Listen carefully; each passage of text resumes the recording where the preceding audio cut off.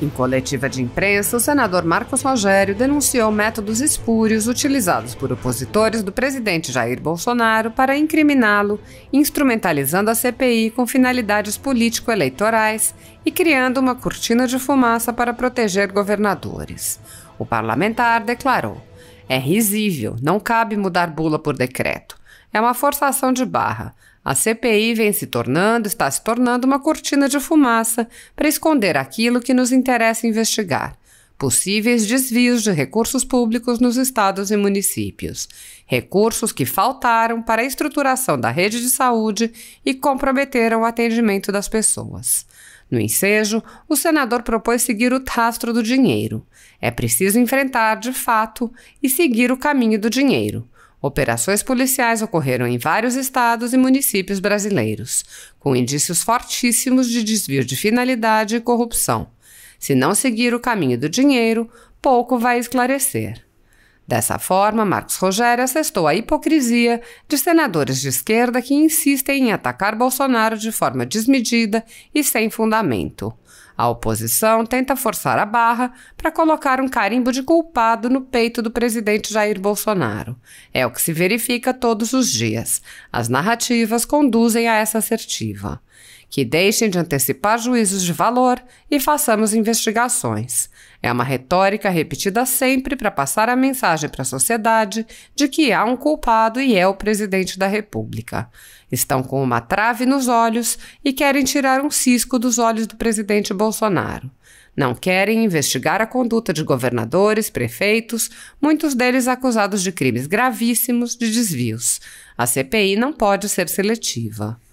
Ao salientar que é preciso começar a convocar os gestores estaduais, o senador foi questionado por jornalistas quanto à convocação do governador Renan Filho e o senador declarou: "Adoto como premissa analisar os documentos, onde aconteceu a operação policial e indícios mínimos de conduta vedada. Não convoco por convocar. É preciso ter o mínimo de lastro, não podemos usar a CPI como palco político-eleitoral. Se tiver que convocar, chegar lá, a CPI não pode fugir dessa obrigação. Não podemos ter investigados prediletos. Temos de saber para onde foi o dinheiro enviado pelo governo federal." Assista. Senador, o senador Randolph disse há pouco que o depoimento de hoje reforça as evidências do comando paralelo da pandemia no Planalto. Qual avaliação o senhor faz de hoje? Olha, o depoimento do diretor-presidente da Anvisa foi um depoimento técnico e muito esclarecedor. Ele enfrentou todas as questões apresentadas. Agora, esse depoimento ele é tomado na medida da relação direta que tem o diretor da Anvisa com os temas relativos à regulação.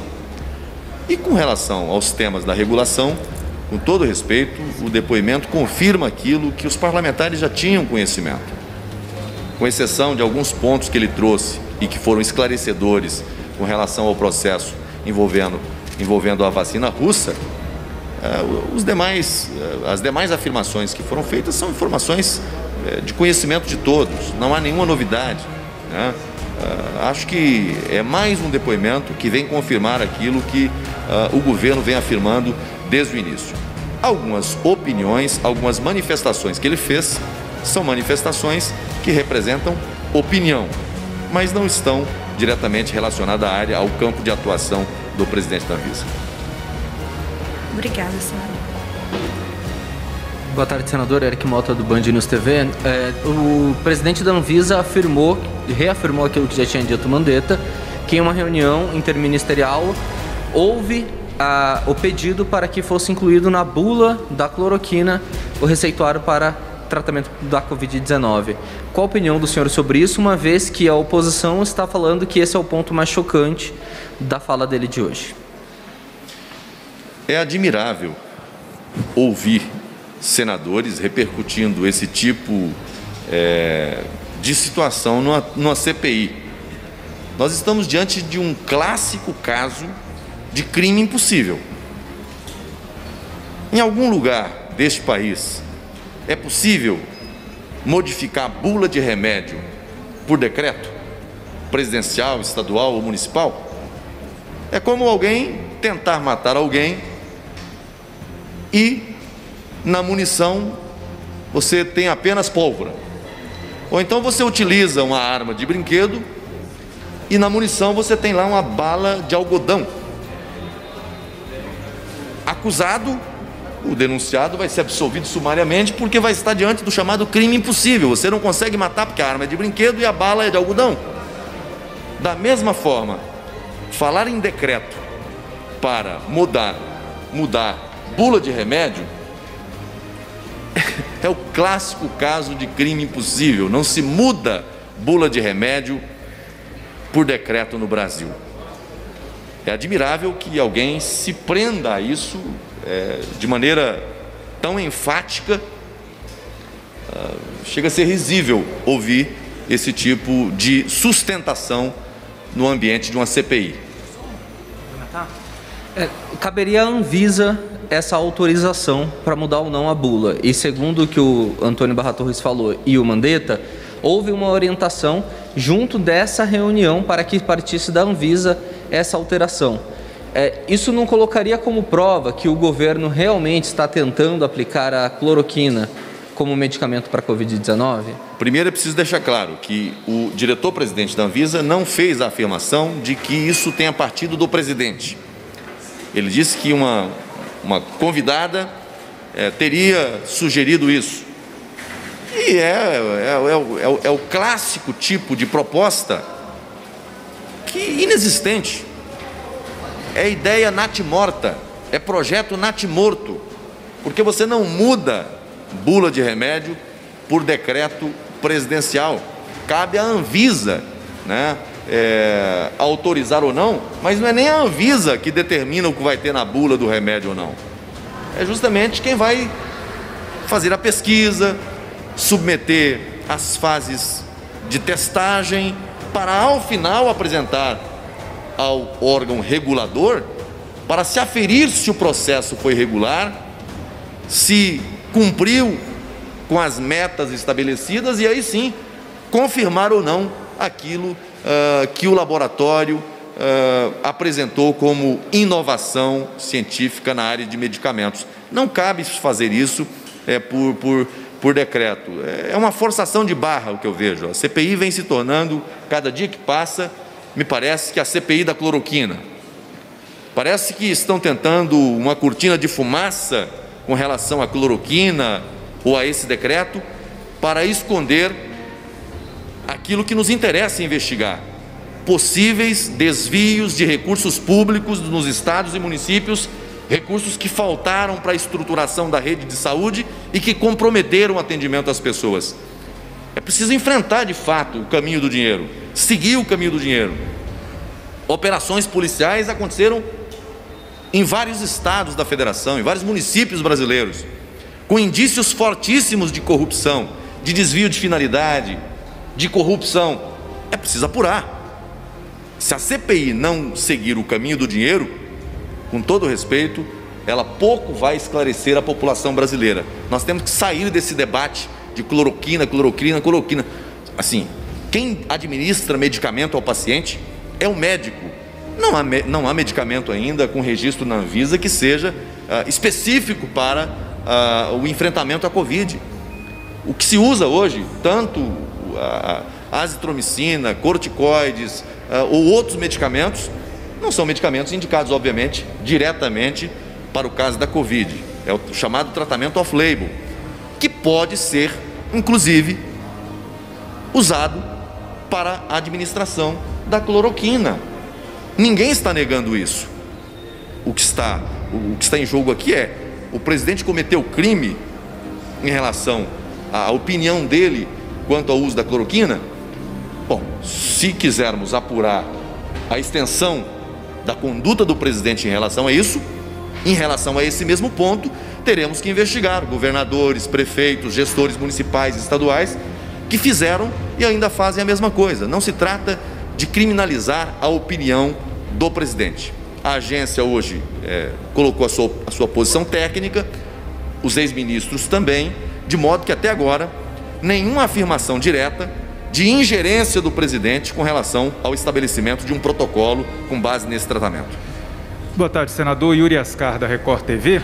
Eu gostaria de continuar nesse assunto da discussão do decreto. O senhor fala em crime impossível porque o decreto não seria possível, né, de existir, como defendeu hoje o presidente da Anvisa na reunião da CPI. Mas colegas do senhor entendem que essa discussão, somente a discussão, apesar de ser um crime impossível, já seria um indício da existência de um gabinete paralelo, que é um dos focos da investigação, que prestaria essa assistência, prestaria informações, auxiliaria o presidente Bolsonaro na tomada de decisões contra a pandemia, decisões essas que não passavam pelo Ministério da Saúde nem pelos técnicos da área.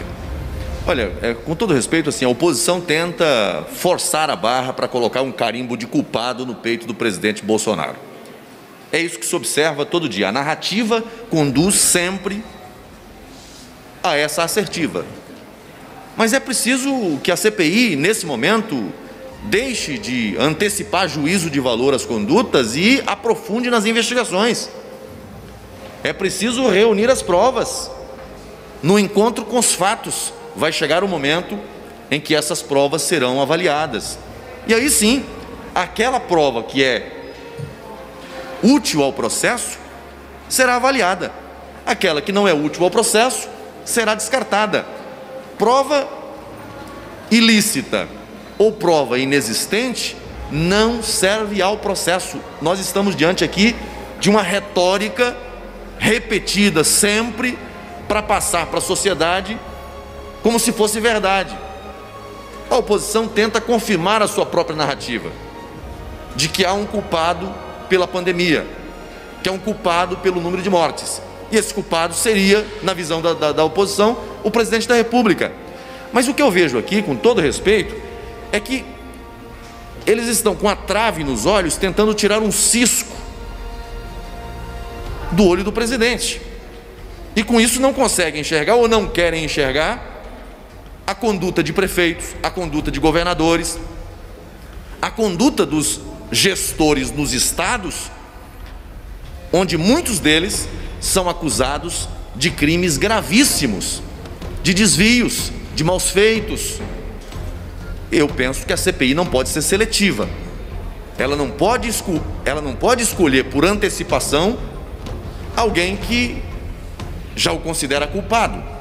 Primeiro investiga, primeiro checa as provas e ao final julga-se sem seletividade. Líder, boa tarde. Subir um pouco aqui. Estão chegando os primeiros documentos para a CPI. Alguns deles solicitados, inclusive, pela ala governista, ali, o Ciro Nogueira fez alguns pedidos para ministérios públicos, e um deles de ontem foi referente à compra em Alagoas, da tentativa de compra, na verdade, de 80 respiradores pelo consórcio Nordeste, esses respiradores que nunca chegaram e o dinheiro ainda não foi devolvido integralmente. Esse caso específico, que ainda tem uma discussão se foram utilizados ou não recursos federais, o senhor já tem analisado, pretende avançar com essa investigação sobre essa compra de respiradores em Alagoas? A investigação tem que chegar onde chegou o dinheiro federal ou onde indiretamente usaram recursos próprios, mas onde houve renúncia de pagamento de dívidas com a União. Porque quando o Congresso Nacional aprovou aqui o auxílio aos estados e municípios, também aprovou a suspensão de dívidas de estados e municípios. Portanto, não há que se falar aqui apenas dos recursos federais, mas por via indireta, recurso que seria recolhido ao Tesouro não foi para fazer frente às demandas de enfrentamento à pandemia. Então, aonde há suspeita de crime, aonde há suspeita de conduta vedada, a CPI tem que chegar. Se ela não chegar, ela não cumprirá a sua meta de dar respostas efetivas à sociedade. Portanto, com relação à aquisição de respiradores, com relação a desvios de vacina, com relação a superfaturamento, desvio de finalidade, tudo isso deve ser objeto de análise nessa fase, a parte documental, mas é preciso começar a convocar aqui os gestores estaduais, sejam secretários, prefeitos, governadores, para prestar contas à sociedade também. Nesse caso específico de Alagoas, o senhor pretende convocar o governador Renan Filho para prestar esclarecimentos sobre essa compra mal sucedida dos respiradores? Eu tenho adotado como premissa, primeiro, avaliar os documentos. Aonde aconteceu operação policial, com algum indício mínimo que possa apontar alguma conduta vedada, eu tenho apoiado requerimentos no sentido da convocação. Não convoco por convocar. É preciso ter o mínimo de lastro que justifique a convocação. A CPI não pode ser utilizada como palco para o embate político eleitoral. É preciso perseguir os fatos, as condutas e dar respostas efetivas à sociedade. Se tiver que chegar lá, se tiver que convocar, eu penso que a CPI não pode fugir dessa obrigação. Nós não podemos ter aqui investigados prediletos. A investigação tem que chegar onde chegou o dinheiro federal e, sobretudo, onde há indícios de que ele tenha sido desviado e não utilizado para o enfrentamento à pandemia. Olá, senador, boa tarde. A gente já teve a informação de que foram apresentados 3 requerimentos de convocação da doutora Anísia Yamaguchi. Qual a sua avaliação disso? O senhor acredita que isso pode contribuir para o objeto da CPI? Olha, na CPI nós temos aqueles que são contra o uso da cloroquina e temos aqueles que são a favor do uso da cloroquina. E temos aqueles parlamentares, e eu me incluo nesses, que defende a autonomia do médico para administrar medicamentos ao paciente. Quem receita medicamento ao paciente é o médico. É assim que deve ser feito. E, na minha avaliação, se o médico quiser receitar dentro das suas convicções, dentro da sua linha de tratamento, esse medicamento ou outro, é da responsabilidade dele fazer isso. Então eu acho que, como o debate está muito centrado nessa questão da cloroquina, nada mais justo e adequado que a CPI convocar, convidar para serem ouvidos aqui especialistas que vão falar sobre o assunto. Nós temos vários especialistas no Brasil, com pesquisas bastante avançadas e que podem colaborar com o trabalho da CPI. Não tem que aceitar como verdade absoluta nem a confirmação, nem a negação. Eu penso que esse debate é necessário.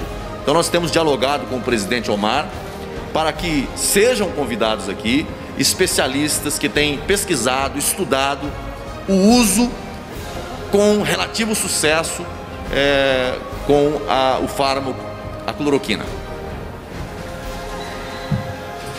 Ok? Obrigado, gente. Um abraço. Até mais.